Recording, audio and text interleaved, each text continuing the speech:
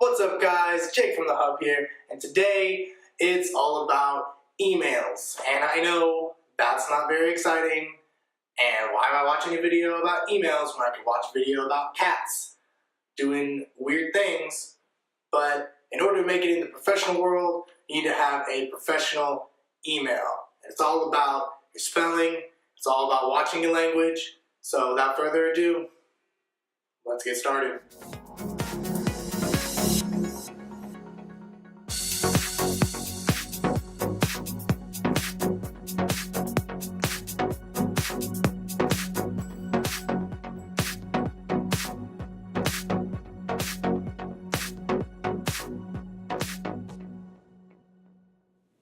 Use of email is totally professional communication, right? And I bet that anyone that will watch this, no one corresponds with their friends via email. Like, those days are gone, right? So when I get an email and it starts with like a really long preamble, like, how was your weekend? I hope it was great, you know, et cetera, et cetera. The weather's supposed to be great and going on and on. That's fine, it's nice, it's really polite, but we don't need it.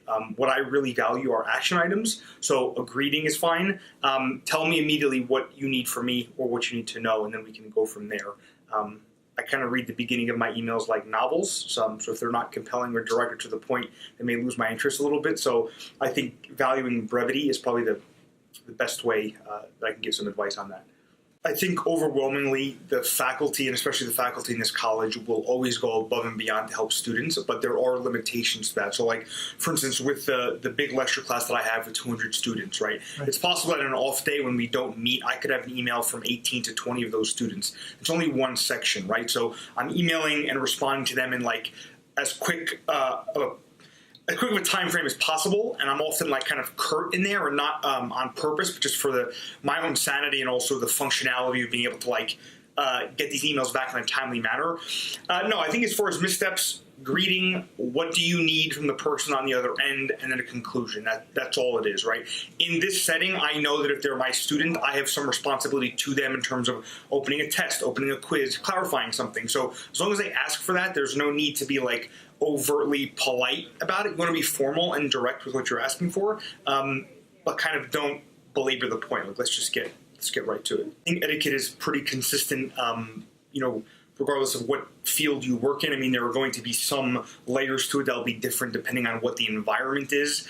But I think traditionally being timely is important. Okay, it doesn't, you know, reasonably timely. So it doesn't mean that you need to, there's no reasonable expectation, right, with my students that if a deadline is due at, if the deadline is Friday at midnight and they email me at like 10:30 p.m., there's really no reasonable expectation I will get back to them at that point, because I won't. But if they send me a note on a Tuesday or Wednesday, there is a reasonable expectation I'll get back to them within 24 hours. That's kind of how I pitch it to them.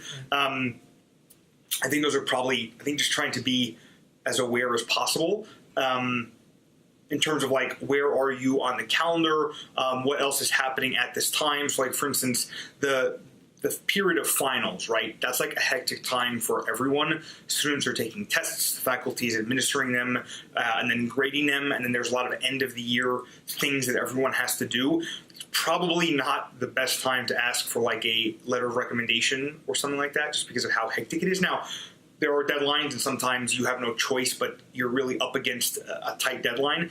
Traditionally, you want to look at the calendar. Where are we? And is now a good time to reach out and ask for whatever it is, you know, that I need. There's not always a perfect time, but you want to try and be as realistic as possible. All right, guys, that's it for this video. So I'll see you next time.